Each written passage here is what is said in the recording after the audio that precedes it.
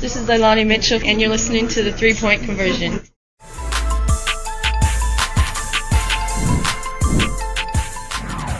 You tweeted the other day, "I love this place." What was that, because the weather's so nice right now, or is it just because of everything you found since you got here? A little bit of everything. Obviously, the weather is a bit of a cherry on top, but just since I've gotten here, the atmosphere of being in this organization, meeting everybody finally in person and being able to finally get on the court for training camp as well. It's just been super exciting, and I've loved every bit of it. It also helps that they're in lockdown in Canada, and here's a little bit more freedom. So it's been fun. Also, we talked to Skylar yesterday, and the broadcasting thing came up again. Have you two had a chance to talk much yet and compare notes? And if not, are you hoping you can do that? We haven't had a whole lot of time to talk about it. I know there's been a couple times where there's been some games on in the training room and walking past the TV talking about, it's easier if you do a game when you have these players involved, or if you have this to talk about, or the storylines and just kind of what the background of it is. I know for us being on the other side of the camera now, when you watch the games from the viewer's perspective, there's things that for a while I was like, oh, they're so smart. They read these stats so quickly. And in my head, I'm like, nah, someone's feeding that to them. Just knowing and understanding what's happening behind the scenes as well. And so I think we've had a little bit of conversation about that. I'm sure there'll be opportunities to discuss obviously what works for her and what has been really good in her sense of the industry itself. And then what works for me as well, and kind of comparing notes there and, helping each other get better, both on the court and off the court. Next up, we have Paul Richardson with the Sports Cave. He'll be followed by Alex Simon. Yeah, everyone says they love Phoenix in April and May. Just wait till August. Couple quick questions. One, can you talk about the chemistry you're forming with DT and with Sky, and how you think that will all look? That's the first part. And then the second part is, how does it feel playing with yet another UConn alum? Well, I think for me personally, continuing to get on the court with DT and Sky and building that chemistry has obviously been really great. I think they're both tremendous players, and there's so much for me as a youngin that I can learn from each of them in terms of what they've found success in this league and the things that they've done to help get themselves out of shooting slumps once in a while, or get themselves to the rim better, or finish better. And they've really been amazing at just taking the time, whether it's a second in between plays or whether it's after the practice, to just talk to me about little things that can help me get better each and every day. And so for that, I'm greatly appreciated. I think chemistry obviously happens the more that you get on the court, the more that you can learn the tendencies. Obviously for me, I've been on the other side of the scouting report.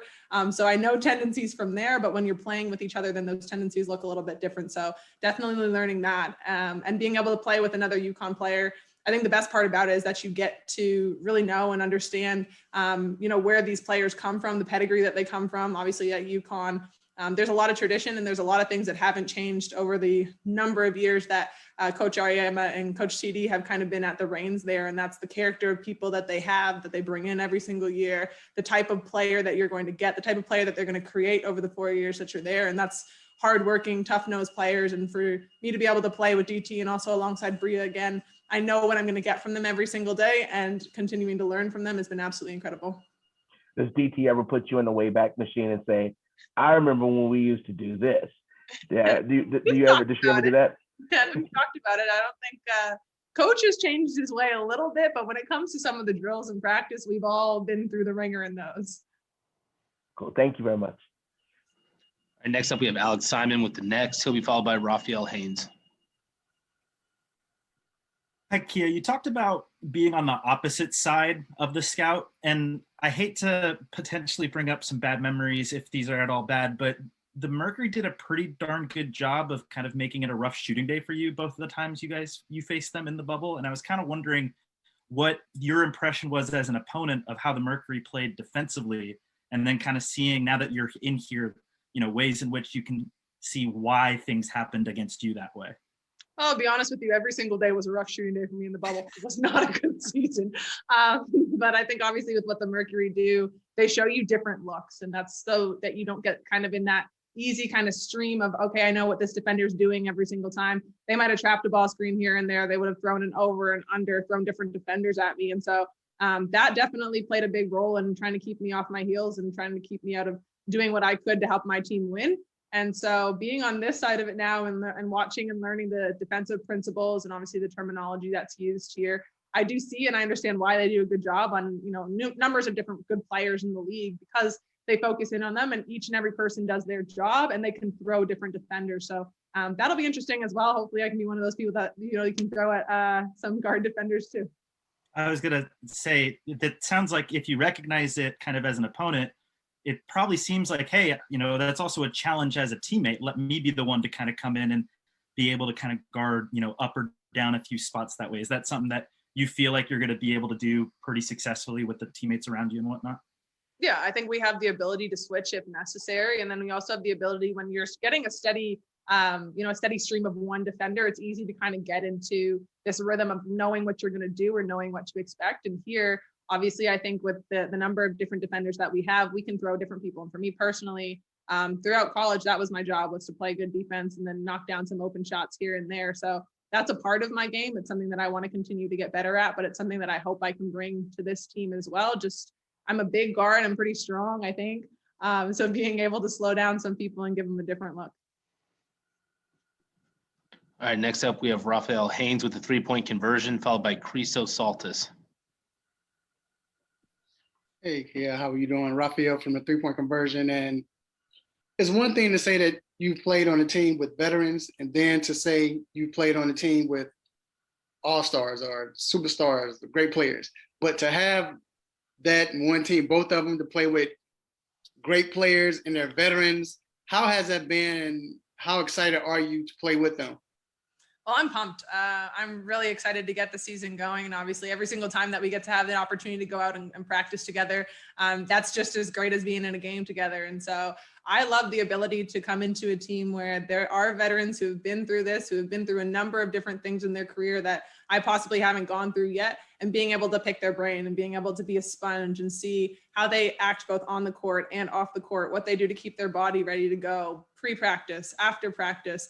So there's so much that I think you can learn. And if you really look around and pay attention as a player, you can gain so much knowledge. And the best part about our vets and our all-stars that we have here that you don't always get is that these vets are going to stop. They're going to talk to you. They're willing to share their experiences. They'll talk about what's going on and in the play or what's going on in life. And so having that and having that experience, having people that are willing to take you under their wing.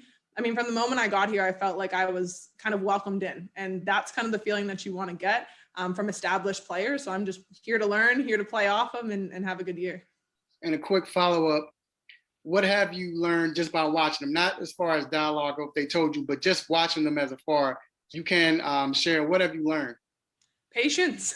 A lot of stuff that they do, it's not at like super quick speed. They're really patient in their reads. They know where they want to get the ball. For when you're playing with DT, it seems like she knows where that next pass is, probably 3 or 4 passes before it happens. Skylar does a great job of reading on ball screens, making decisions in the paint. So just those little things and seeing how they get around, if I'm defending them, how they get their shot off, the space that they can create, the footwork that they use. There's been a number of different ways that I've learned to try and get either my shot off with more balance or more speed. We have time for 3 final questions here. Next up, we have Criso Saltis with Sports DNA in Greece. He'll be followed by Gina Mizell. Hello, Kia. Hope you are doing well.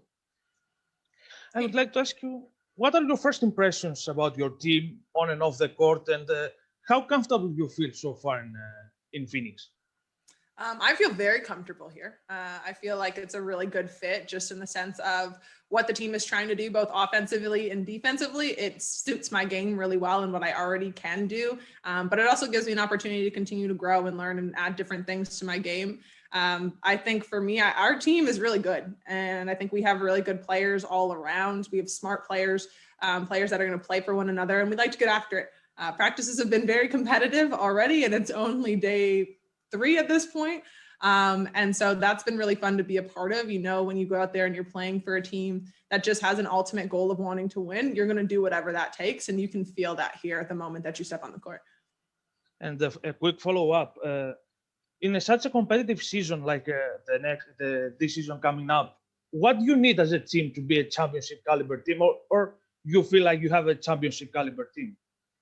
Well, I think we have a top team for sure in this league. I think this is going to be another one of those unprecedented seasons that we've seen. It'll be different than what we saw in the bubble just because we're in market and we're traveling. But again, you have to add into the fact that there's Olympics and there will be some of us that are just leaving in the middle of the season to go play for another team and come back. So there will be challenges, but I think what you have to be competitive in this league and competitive in this season is good leadership, which we do, and our veterans and, players who have been all-stars before and have been there and been in that situation.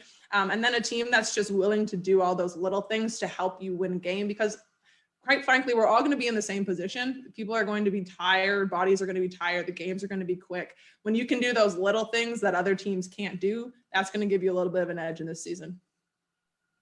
All right, final two questions will come from Gina Mizell with Mercury.com, followed by Alex Simon.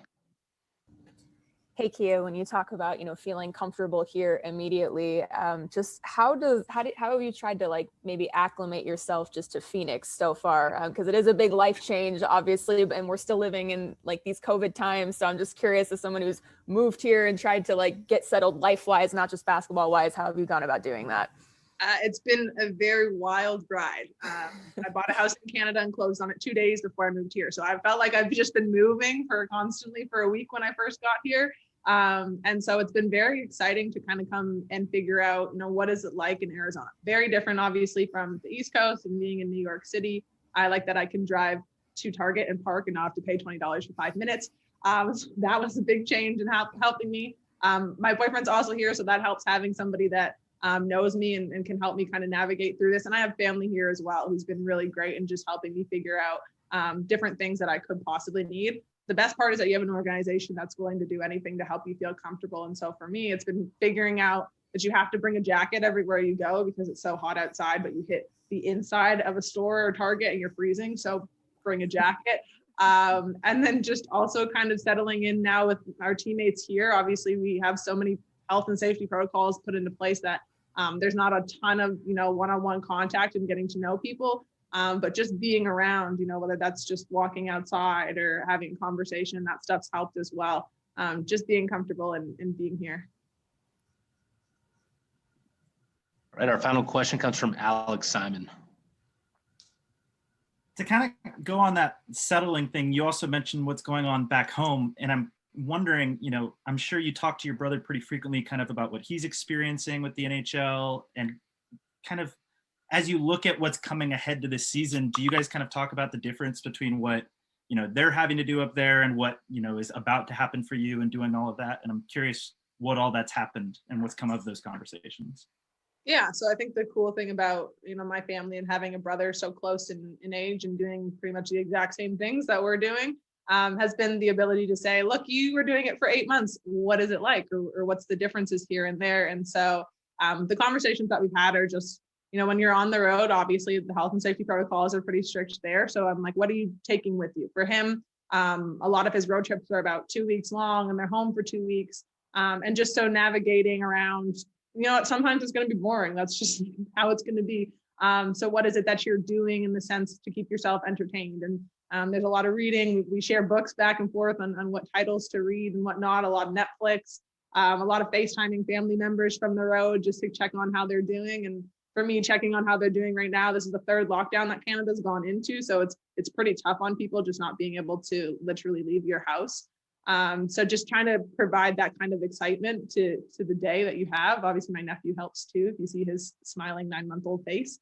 But I think it's just really been about understanding that the season is going to be different and how do you keep yourself mentally where you need to be. And I'm grateful that I've had people that have gone through this before need to be able to have those conversations. All right, thanks for your time, Kia. All right.